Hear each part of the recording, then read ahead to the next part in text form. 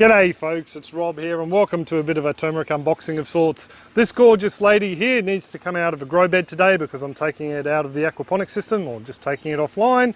So I thought I'd bring you all along just so you can have a bit of a gander at the sort of root growth that you can get with these spices in aquaponics. So as I said, she's a gorgeous looking plant, but unfortunately I need to remove this bed from the aquaponic system.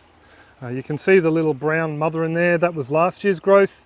And to the right there, some of that was last year's, but a lot of to the left is all new growth this year, sorry. So they definitely do love the aquaponics. And just to give you some idea of how far that clay's risen up, you might be able to make it out from this perspective, but yeah, it's definitely pushed up around the base of the plant. So I think we're going to get a rather nice yield from this dear lady. Just quickly, the greens, you can actually eat the young greens from turmeric. You can put them in salads and stir fries and the like, and you can use these larger broad leaves to wrap up meats or other veggies and cook them. I'm just going to be using them as a bit of a chop and drop crop. What I'll be doing is just using them as a mulch underneath the mango tree around the base of our Queensland arrowroot there, and we've got a little stand of galangal.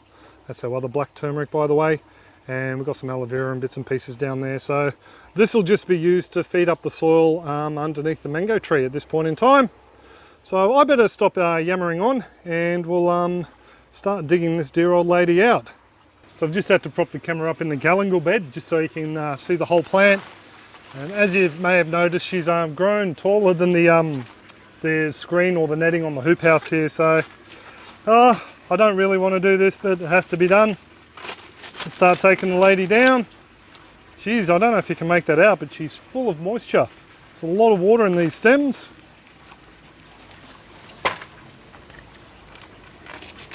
I'll trim the rest of the stems down a little bit later, I think. Oh, smells absolutely gorgeous. Just to show you, feels like I'm in a bit of a jungle with all this galangal here. But anyway, I got round about 1.5 inches to 2 inches, or 40 to 50 mil worth of usable turmeric from the top of the stem. So that'll get set aside, and yeah, it'll end up being minced up and tossed in the freezer. So I thought I'd just give you a little bit of a closer look. You can see the orange of that root there, and this is the section that I cut off from the other one. And this one here, it's nice and fat, and then it starts to thin out there. So I think if I cut it round about there, I should be right. I shouldn't be cutting through any of the orange root section. But yeah, absolutely beautiful looking plant. Nice and green and healthy.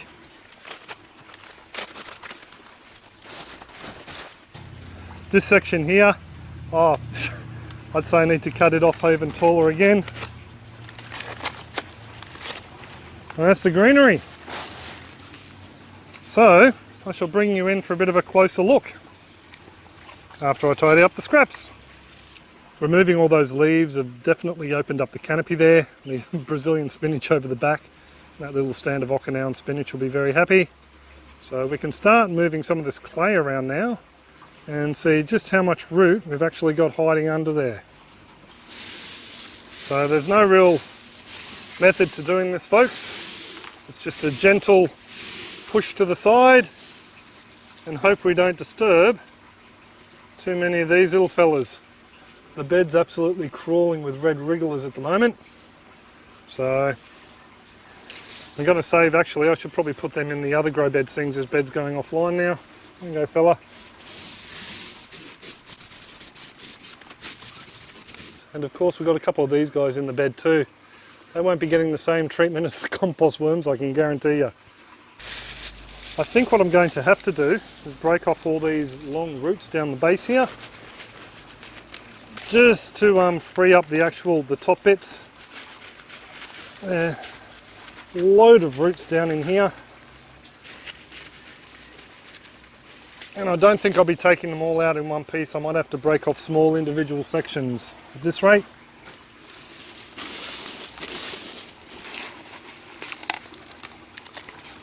So I think I've freed up this half, so I'll give this a bit of a lift. Oops. Just broke off one section. I don't want to hurt the turmeric too much on my back, so I'm trying to take it easy. Those roots get down there a long way. Yeah, I'm breaking off little sections, unfortunately. Here's just a couple of the small little sections that have fallen off with those other bits. So that's That's why you end up with volunteers. A small little section like that will quite happily grow into a monster like these guys within a couple of years if left alone. What I'm actually going to do is just grab the knife here and just run down the bottom of the bed and try and chop off some of these low roots. So the idea was to try and take this all out in one piece, but I don't think that's going to be a reality. Oh, we'll just have to dig in, I think. Oh, jeez. So there's one section of turmeric, and a lot of clay in between, and a couple of little fingers that are broken off down further.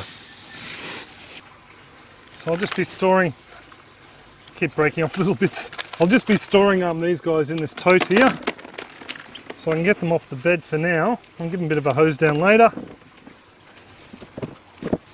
So this section here should come out fairly easy now, I think. There we go. And I'm going to make sure I'm going to grab all these little bits this season. Just massage some of this clay out, and we'll give them a bit of a clean up to give you a gander. So I'm cleaning off the roots in Lizzie's swimming pool so I can collect all the clay balls, and I'll also be gathering up all the slugs and dispatching them and popping the compost worms back in the aquaponic system. What I'm doing is I'm just snipping any of these long roots off as close as I can to the turmeric root itself, and that's freeing up more clay balls too. So also coming across one or two slugs, but also a couple of compost worms as well. So before we have a bit of a closer look at this turmeric, I thought I'd just mention that I've got some comprehensive turmeric and ginger growing guides if you want to check them out up there. It's actually looking at how to grow gingers and turmerics in all different climates, not just ours here, as well as tips for different soil types and container growing. So definitely check them out if you're interested in having a crack at some of your own ginger and turmeric, especially you folks in the Northern Hemisphere, because it's time now to plant them out in a lot of areas. Also too, if you like these sort of clips, all you need to do is hit that little subscribe button down there and check the bell icon when it appears, and you'll be sent notifications whenever I upload clips on our backyard farm, growing stuff or aquaponics, and you can come along and check them out and say good day. Now let's have a gander at the turmeric. So this piece here is last year's mother. The way you can tell is the colour is generally a lot darker than the current season's, and all these little sections here are where bits have sprouted off to start off the new mothers here. So this is a bit of a hand from the old one, and it started this little mother here. This mother was probably something like this or something like this at the end of last season. Then it's overwintered and it's just burst into life to give us this massive mother here. So I've got a load of these smaller mothers to show you that next season we would have ended up with a load more. I think there's a few more down in here. So all these smaller mothers would have sprouted and turned into big ladies like these ones here next season. So for a second year crop, as you can see, there's quite a little bit of turmeric here. Just kicked the tripod. Last season we would have got a decent harvest out of this lot here, but this season is definitely a bit of a bumper crop. Just to show you on some of these larger mothers, where are we? This one here's got a few interesting points. I've left this root attached because it's got one of these little energy store nodules on the base of it. I've seen a lot of people ask what these are online. They're basically just that, an energy store nodule that is connected to the plant. I saw quite a number on these while I was cleaning them up. A lot of them a little bit worse for wear than this one. So it's just basically like a little bit of a larder or pantry for the plant. It stores some energy in here. Whenever it needs it, it just calls on it and it goes up to the plant itself. On this one here too, you can also see the section of turmeric that probably created the small little mother like this one here last season, that allowed it to grow into this big monster. Something else I thought I'd point out, especially when it comes to aquaponic turmerics and gingers, the little clay balls, I don't know if you can work it out in there, get stuck in between sections of roots, and they make for some slightly deformed and gnarly looking sections. Perfectly fine though, it's just where the pressure of the media has stopped the turmeric root from filling out. I've had the same thing happen to carrots when I've grown them in media beds like this. As for harvest and weight wise, I'm not 100% sure yet. What I'm going to do is just pop it all into one of these root pouches and give it a bit of a weigh up with my handy dandy little handheld scales if I can find them. Aha, there we go. So we'll pop these large ones in first. Just to show you, the scales are at 0. I'm not allowing for any weight for the root pouch because I'm taking half a kilo off right at the end to allow for the extra root sections and also the root pouch. So what are we there? We'll call it 7.38 kilos, hey, which is that many pounds. So I just had a customer turn up to pick up some uniseals. G'day Michael, hope the build goes well for you. So where were we? We're roughly around about 6.8 kilograms worth of turmeric root out of this harvest. Now, something that people ask me all the time is, how much turmeric root can we expect per crop? So from what I've been told, 850 grams to a kilo is generally considered a decent harvest for a single plant per crop. As I said, this crop here has been in the system for around about 3 years. So last year we probably would have got 2 to 3 kilos, and it's just put on an amazing amount of growth this season with these mothers here. So just while I'm folding up the root pouch, folks, I thought I'd mention that we have another clip that's looking at an awesome ginger harvest grown in the aquaponics from 3 or 4 years ago. You can check it out just up there in that little box. And we had our best yield to date from gingers from that little harvest there. So check it out if you enjoy looking at these sorts of clips.